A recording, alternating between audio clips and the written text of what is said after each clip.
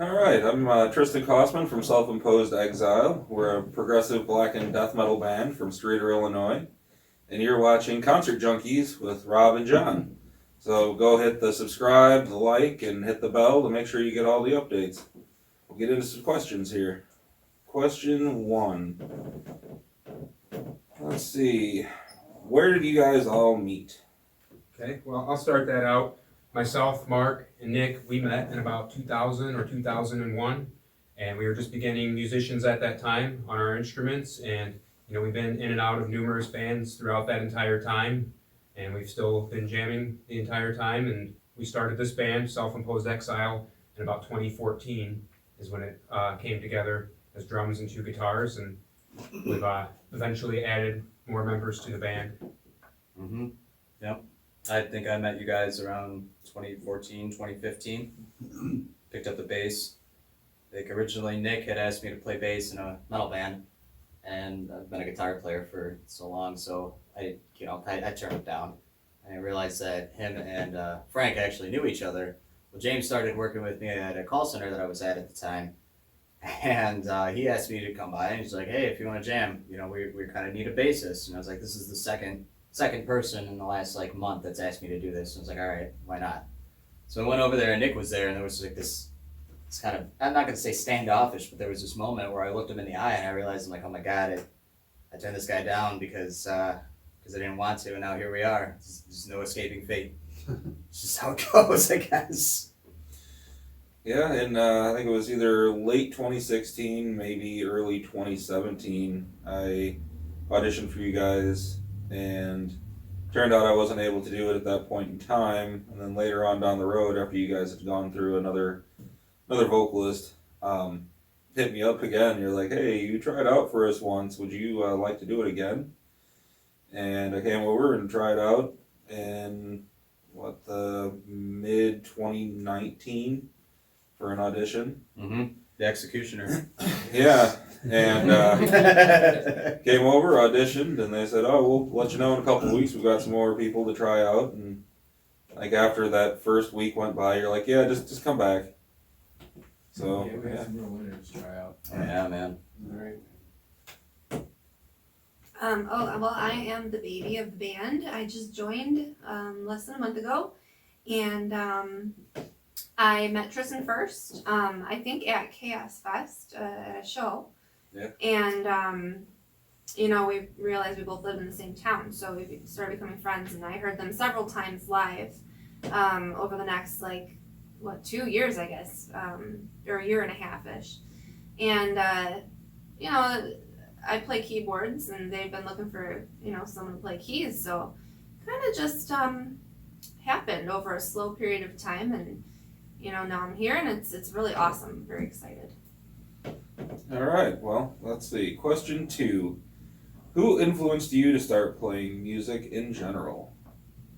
For me, I didn't have a specific person. Like I said, I started getting into the more extreme music as I progressed through middle school into high school, and didn't really go anywhere with it because living in a small area, it's kind of hard to find people that want to play that kind of music.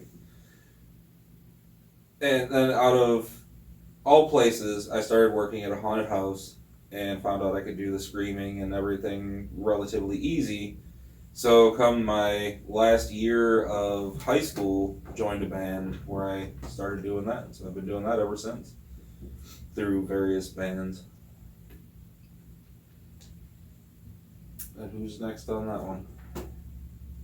Who influenced you to play music, Cassie? Well, my first influence was church, and after that, I joined choirs in school, etc. Learned how to sing. So it was very pure early on, and then I started listening to really my earliest bands I started paying attention to were bands like ELO, Katie Lang, Pink Floyd, etc. Queen. So it kind of a broad influence there, which is why I went from church to now playing in a metal band. Yeah. Dave? I mean, I'd say that starting out, my parents definitely had a lot to do with that, just because I was exposed to music so much. We drove all over the country going to different like music festivals and things like that, so I got to see all kinds of different bands. A lot of them were like more of your kind of funk-infused jam band sort of things, which is cool, whatever. But I really started like wanting to play music. I heard my grandpa play, actually, and I was at that point in time I was hooked. I was addicted to it. I could not put down my guitar to save the life of me. So I was like what, 14-ish. So yeah, work. I'd say my mother. She loved Harleys, yeah, rock and roll, 80s hair bands. That's what I grew up listening to. And I dug deeper into there, went farther, found bands that she didn't listen to normally, but I started listening to more of the guitar. Guitar is what I wanted. I wanted to play the guitar, and just wanted to rip a nice juicy solo. It's the easiest. I don't know how to say it. It'd be great. And Pantera is a band that I latched on at a young age. I can honestly say Dimebag Darrell is my idol, and the whole reason why I play the type of guitar I play as well. Pretty much there, and then there are a handful of influences after that. There's way too many for me to even mention. But pretty much that, and just I guess from there, just trying to keep it original. Frank? You, Frank? Well, for me, the first drummer that really captivated me into wanting to play drums was certainly Neil Peart from Rush. I'd hear those songs on the radio, and they just really drew me in with the unique things that he was doing.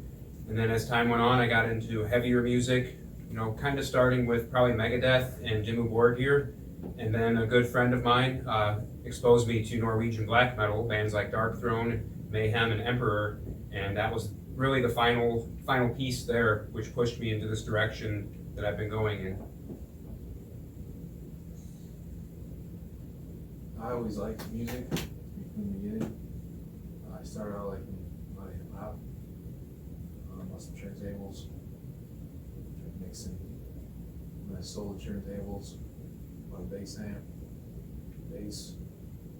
started playing bass, then bought a guitar, and then met my guitar teacher, and that was it. Introduced me to a lot of heavy bands, Spike Tremolos. Spike Tremolos. Yeah.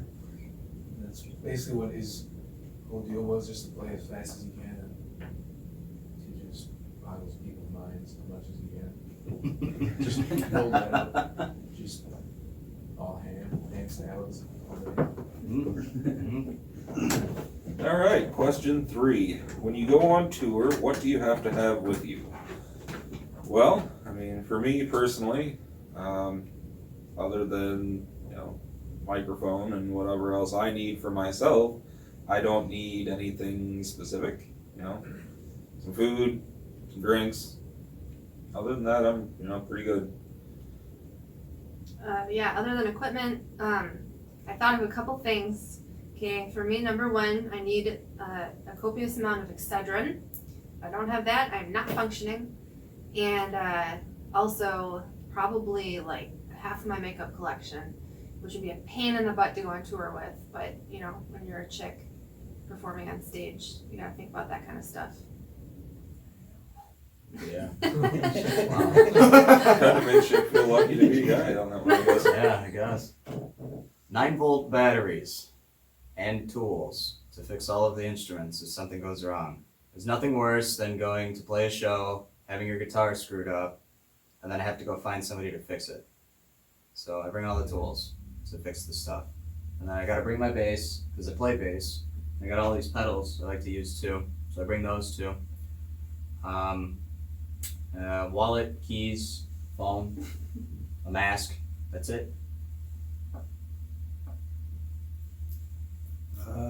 More than one of everything. It's a good answer. Yeah, That's a good That's answer. it.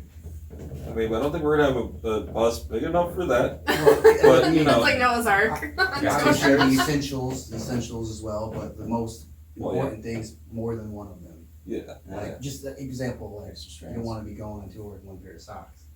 Well, You know, I don't want to go out to just, a you know, pair of socks. covering the essentials. Pretty Be sure. more into like picks, more picks, Yep. more packs of strings, more than one guitar, more cables, more than one amp, more than one amp head.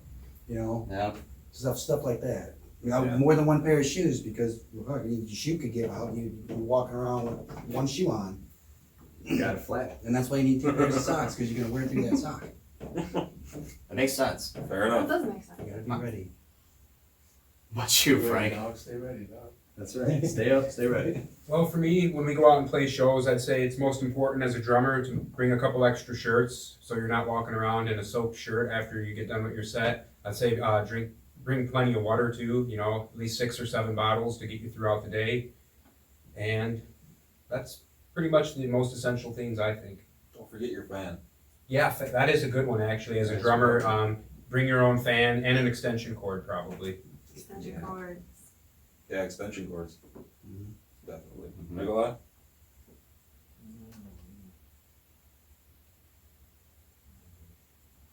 Plane tickets and passport. Plane tickets and passport. Mhm. Maybe we could either be going to a show or running away from a jewel thief. You know, either way.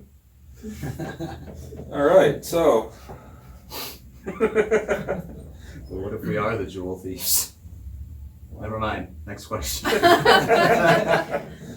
All right, if you weren't playing music, what would you want to do with your life? Yeah, like I said, as an adult, I should have an idea for this, but I have no idea because this is what I do for my outlet for stress. So, yeah, I don't know. All right. Well, I figured it out in the little time we had between a rehearsal and now that I like taking pictures a whole lot. In the summer, I will go find trails and just take pictures of anything and everything, and have an obnoxious amount on my memory card that I then have to empty later, which messes everything up. So if I had more time, I'd probably do more of that because it takes time to take pictures and edit and go through and do all that stuff, and I really like doing it. Nice. Well, I, in general, would like to be a luthier, just building guitars. And then when I was in high school, my sophomore year, we did a course on stained glass windows. So I learned how to do those. That was really cool. It was a lot of fun. So it'd probably be something, I don't know, I'd probably be like an Etsy artist or some other hipster career aspect. Nice. Yeah. Alright, I did a lot of art before I started playing music, and I was getting into tattooing. That would probably be what I would do, is some type of artist or something to do with art. I love art just as much as I love music. If music wasn't there, art would be number one. Well, for me, if I wasn't playing music, I'd probably be doing something involving languages, and the study of other languages, even if it meant just being like in a call center doing customer service or something, but I just have a strong interest in languages, and that's probably where I would channel my life otherwise, if not for music. Nick? To work in a lab somewhere, analyzing operative chemicals. You know, maybe analyze something that came from space. Just be locked in there all night, really. That'd be cool. Discover some extraterrestrial Well, activity. lots and lots of coffee. Mhm. Yeah, and there's shreds in between. Yep. All right, question 5. Favorite venue to play and why? For me, I'd have to say probably Sugar Skull. We played last year because it was a really good place. Great sound guy. All the people were really cool. We had a great reception for the music there. You know, it was all around. It was just a good time. So yeah, I haven't played any shows with these guys yet, but I have played shows with other bands, and my favorite place is the WC Club in West Chicago. I really enjoyed that one. But I really like playing here at Verulan Music in Streeter because it's literally a couple blocks away from my house, so I can I can come here and do a gig and then like walk home, you know, and don't even have to worry about getting in the car. It's very, very, very cool. I mean, I like playing here too. This is our shop. This is a good time. But I mean, I'm gonna have to second on Tristan's there. Sugar Skull was a great show. The sound guy was on point. It was pretty receptive. People liked our music. Had a good time. It was fun. But I don't know. I mean, we played a lot of different venues, and even in different bands, we've played different venues. So it's kind of hard to pin that question down, just because there's so many different variables that goes into playing a show, whether it's the bands that you play with, the sound guy, the amount of room on the stage, whether or not the stage is going to collapse while you're on it, or you're going to get electrocuted by plugging your amp in or something, you know. Because, I mean, those are things that have occurred. So that was all about the same place. Yeah. Well, you know, based on a true story. Yep. I'd say Twisted Spoke Saloon is probably my favorite one that we played at. Just for the great hospitality of the sound guy and just how he noticed us from all the other bands and how we stuck out. And he's the only one that got close to basically nailing the style of music we played. Yep. He nailed it right from there, and it's nothing but gratitude and from that guy the whole Yep. night. The whole night. He liked it. Yeah, he just made us sound great. Like, I could hear everybody, nothing was overwhelming, and no squealing, nothing like that. Like, he was very, very, very kind to us. We thoroughly enjoyed our music.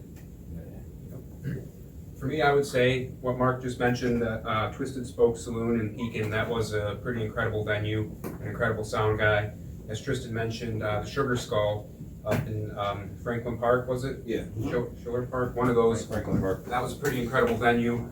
We did also, in another band years back, have an opportunity to play at the House of Blues in Chicago, which was utterly phenomenal. And hopefully with this metal project, maybe we'll get to visit there again sometime. That would be fun. So awesome. Yeah. That was the House of Blues, one of them. Mojo's. What's it that's now? right. Forge. Yeah, it's House of Forge. The Hijinks that's closed in Wisconsin. Cheers. Looney Bin. Looney Bin is fun. Gotta get back down there. House of Blues, though, definitely. Back there. For sure. All right. Next question on this. Oop, backed out of the questions apparently. Let's see. Question 6. What was the first concert you ever went to and CD you bought first when you were younger?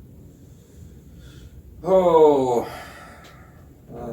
probably for me it would have been 2004, 5, somewhere in there. Went and saw Amon Amarth at the House of Blues. Nice.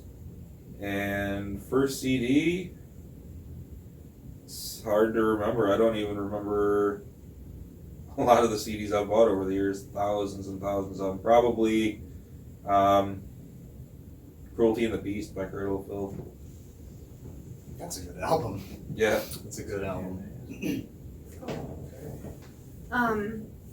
My first concert was somewhere in the 90s, and I went to go see Newsboys and Jars of Clay with a bunch of people from my church.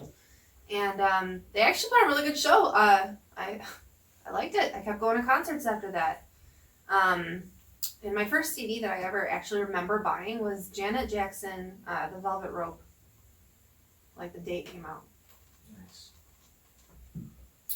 I don't remember the first concert I went to. I think it was like some blues festival down in Carbondale, Illinois, and I maybe was like 9 or 10. As far as first CD I ever bought, again, I have no idea. There's been so many CDs that I've bought over the years, and it's been, you know, from the Grateful Dead to Black Sabbath to Dark Throne to, you know, just a whole wide variety. I don't know. I have no idea. Yeah. I have no idea. It's too long ago. Back in the day. Plus, it was probably cassette tape anyway. Yeah. We're old enough to where we probably bought cassette tapes. Some cassette tapes I back in remember the that day. time too. Yeah. Yeah. Let's do that on I Saturday. remember that. I remember Yeah, my you were. I remember my first CD, but it wasn't. It was 3 of them at once. It was my first CDs, and it's a crazy combination. You guys can look at me funny because I never told you these ever. Okay. My first CD was Cold Chamber, Kiss Unplugged, and Marilyn Manson. Smells Like Children. Those are all yeah.